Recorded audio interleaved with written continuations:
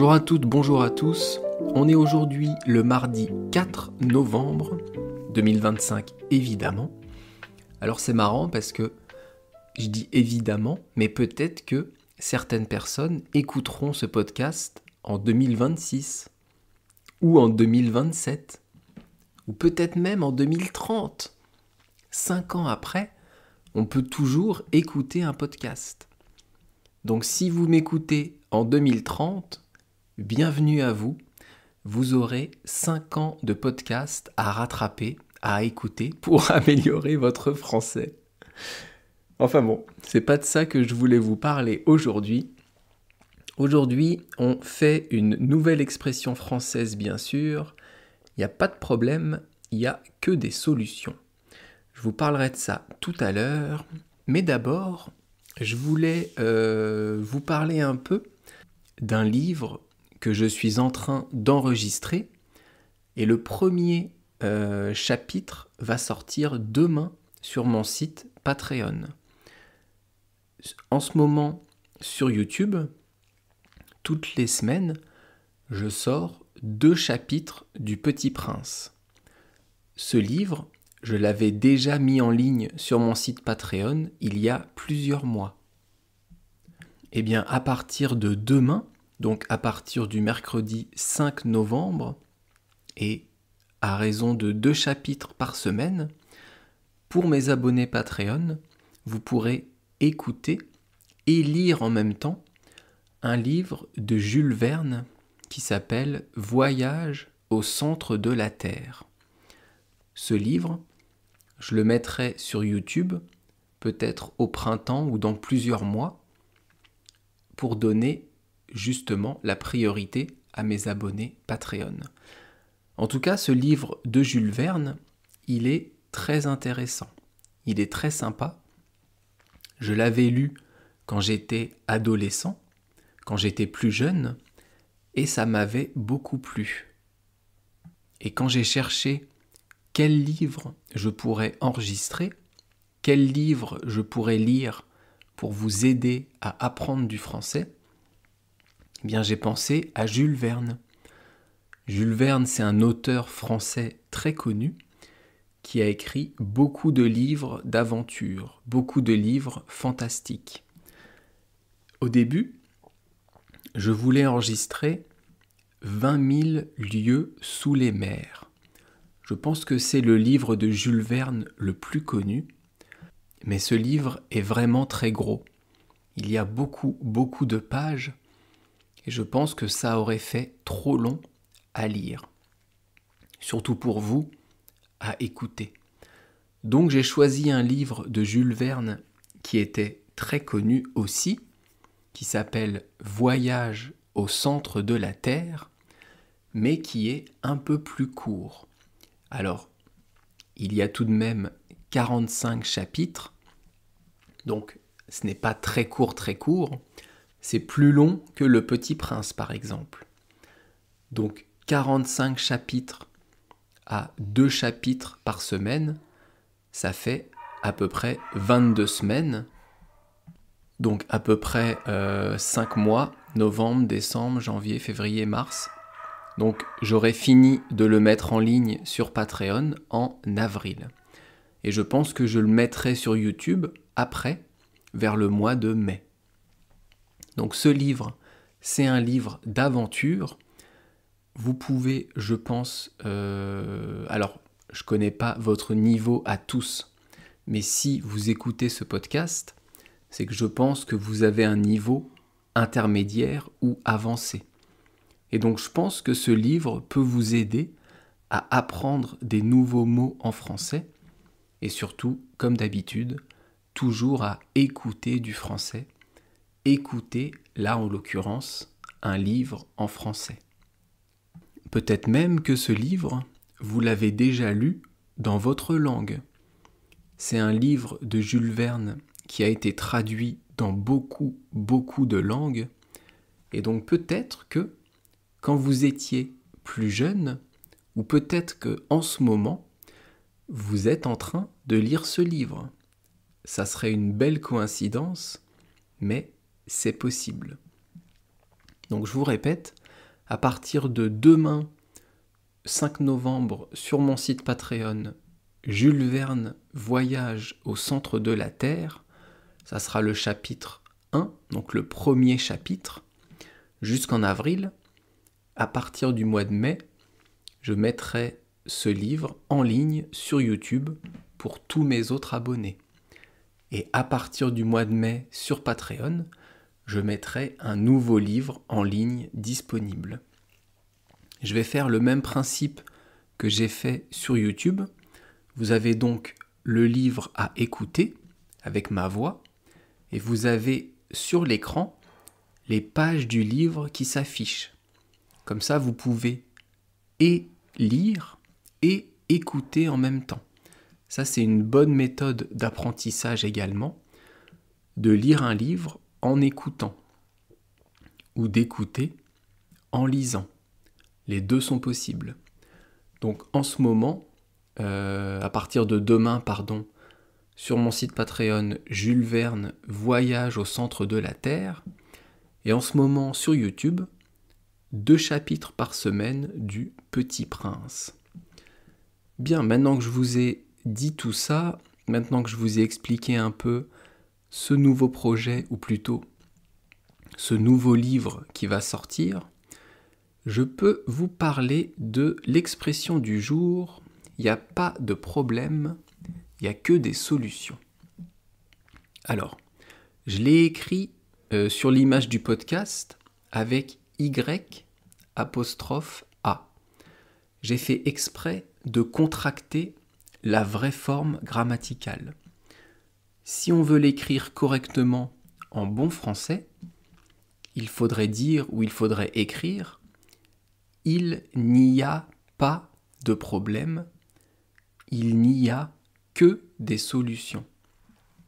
Mais quand on dit cette expression, on enlève le « il », on enlève quasiment la forme négative et on garde que « il n'y a pas de problème, il n'y a que des solutions ».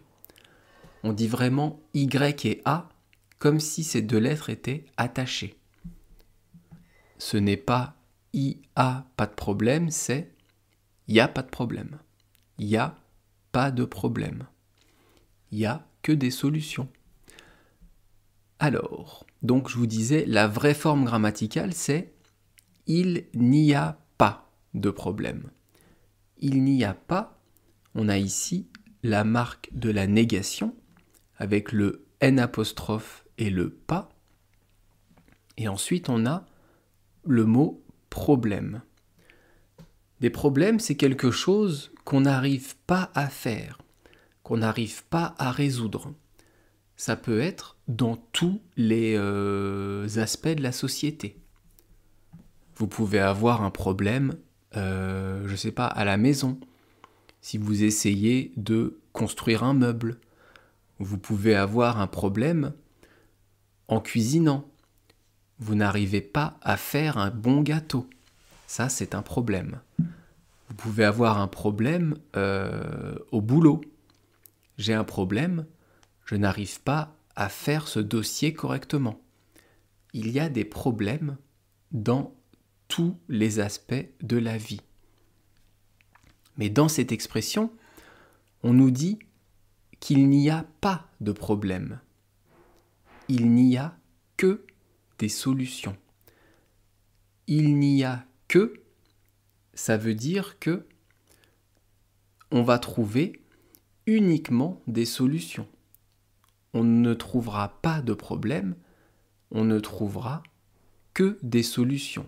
Que c'est uniquement des solutions. Et des solutions, c'est quoi ?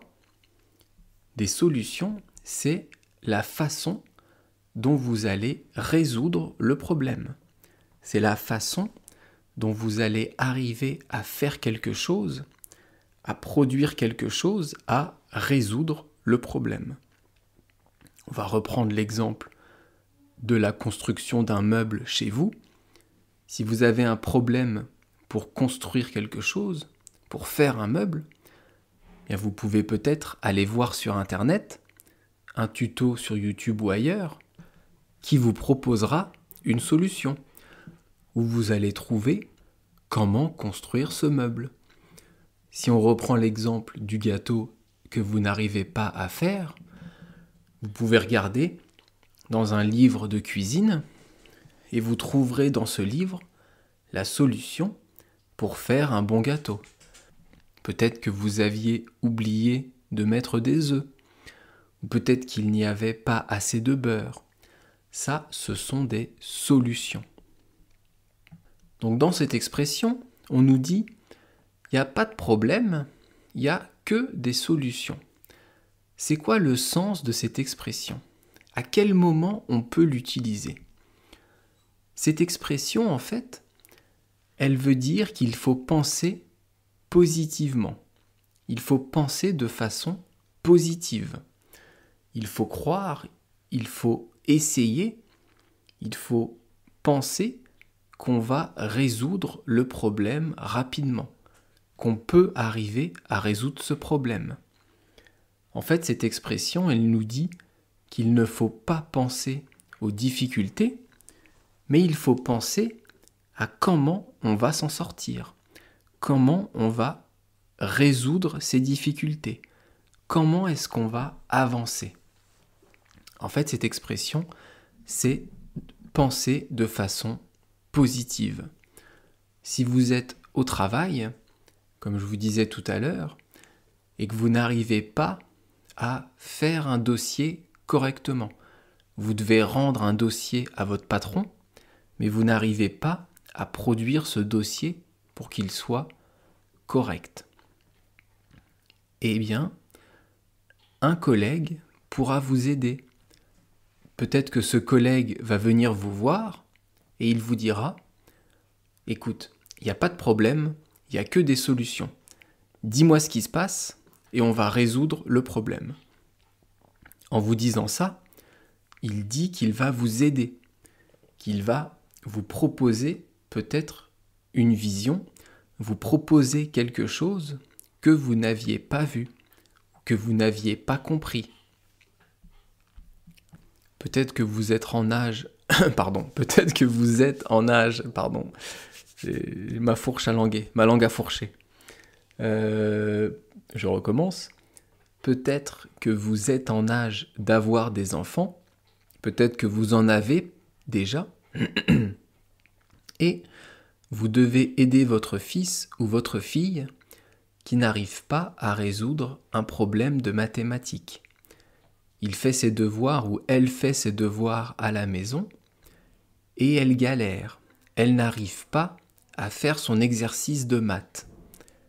Vous allez la voir et vous pouvez lui dire, ou le voir, écoute, il n'y a pas de problème, il n'y a que des solutions.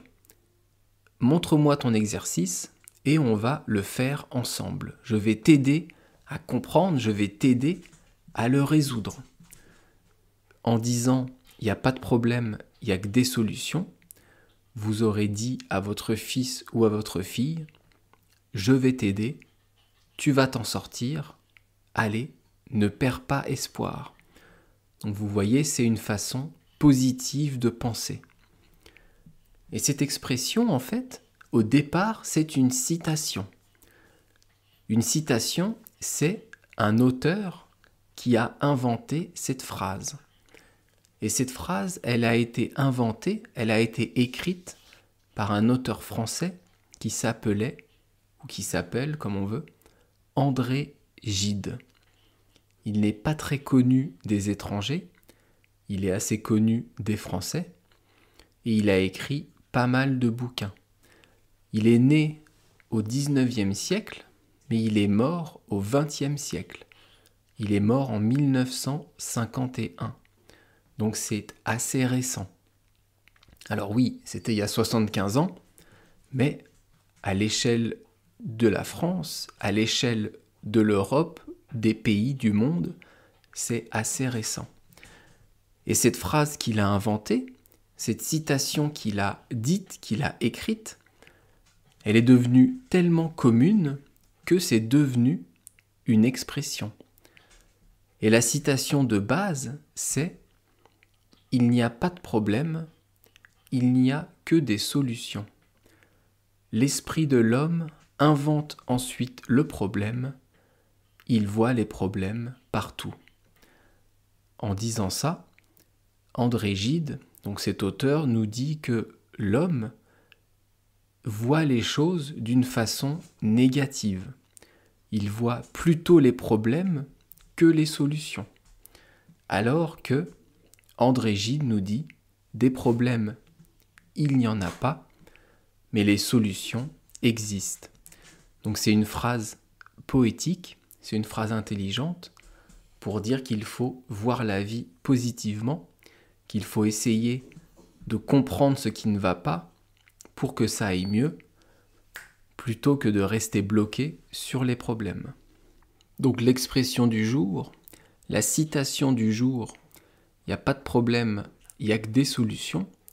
Vous pouvez l'utiliser en famille, vous pouvez l'utiliser entre amis, vous pouvez l'utiliser au boulot, il n'y a aucun problème, elle n'est pas vulgaire du tout. En anglais, on dit « No problem, only solutions ». Je vous ai mis une traduction mot pour mot, une traduction littérale, parce que je pense que c'est ce qu'il convient le mieux ici. Demain, nouvelle expression française, comme d'habitude, et cette expression, ça sera « mettre à l'amende ». On dit souvent d'ailleurs « mettre à l'amende quelqu'un » ou « mettre quelqu'un à l'amende ». Je vous parle de tout ça demain, et donc on sera mercredi 5 novembre. D'ici là, je vous souhaite une bonne journée, une bonne soirée. À bientôt. Bye bye, hasta luego. Matane.